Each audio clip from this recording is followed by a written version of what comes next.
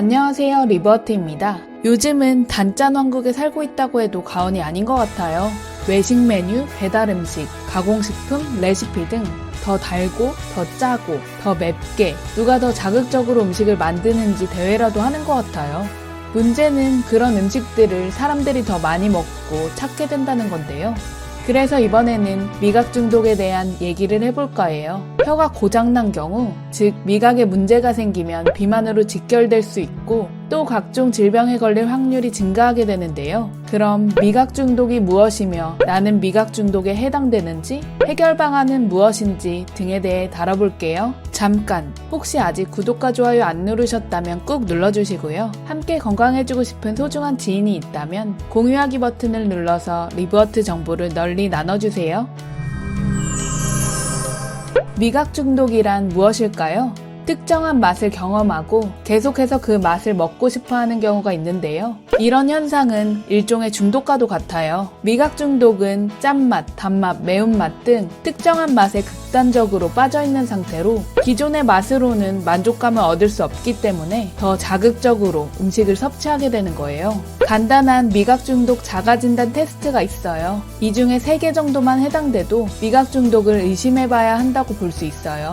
영상 화면 참고해보세요. 그 외 식후 항상 디저트가 당긴다거나 인스턴트나 가공식품을 많이 먹는다거나 소스나 양념을 좋아한다거나 물은 맛이 없어서 잘 마시지 않고 음료나 커피 등만 마신다거나 채소처럼 오랫동안 씹어야 하는 음식을 싫어하는 경우 등도 미각 중독에 해당될 수 있어요.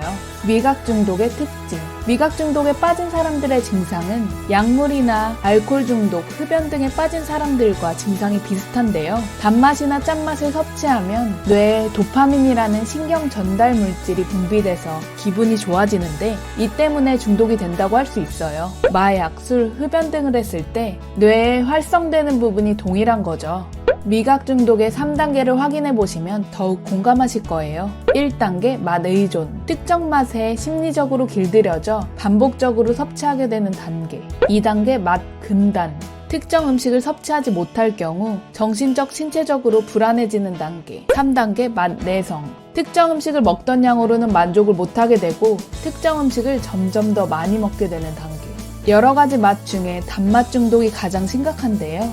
단맛은 가장 즉각적으로 보상을 가져다주고 일시적으로 세로토닌 수치를 증가시켜 심리적 안정감을 느끼게 해주는 게 특징이에요.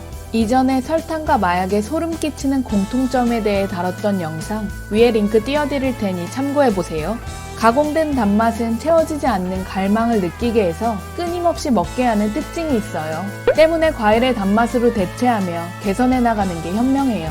그리고 매운맛 같은 경우는 미각이 아니라 통각이라는 걸 잘 아실 거예요. 많은 사람들이 스트레스를 받으면 매운 음식을 찾곤 하잖아요. 그 이유는 매운 걸 먹으면 혀에서 느끼는 통증을 보상하기 위해 엔돌핀이 분비되는데 일시적으로 우리 기분을 좋게 하고 이것에 중독되는 거예요.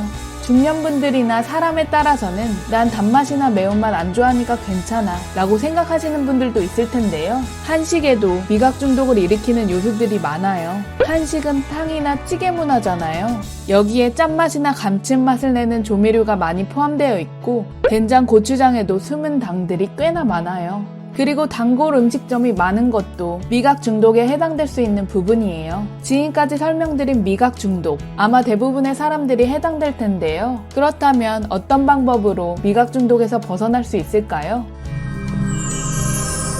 미각 중독 개선법. 첫째, 식사 순서 바꾸기. 자극적인 것부터 먹으면 채소와 나물 등 간이 안 된 음식들이 맛없게 느껴질 수 있어요. 아이들이 좋아하는 것만 골라 먹고 싫어하는 음식만 결국 남기잖아요.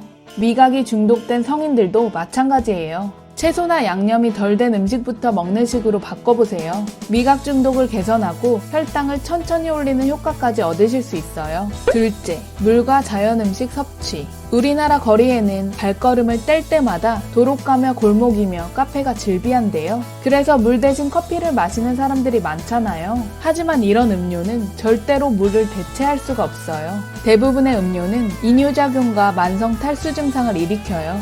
인체의 수분은 약 70%인데요. 반드시 수분 섭취가 필요하다는 얘기기도 하죠. 물은 미각 중독을 개선해주고 각종 노폐물을 배출해주고 신진대사를 높여주는 역할을 해요. 물 비린맛 때문에 도저히 물을 마실 수 없다면 과일 조각을 동동 띄어서 과일수로 마셔보세요. 커피나 다른 음료를 많이 마시는 사람들은 특히 더 물을 많이 마셔주어야 해요.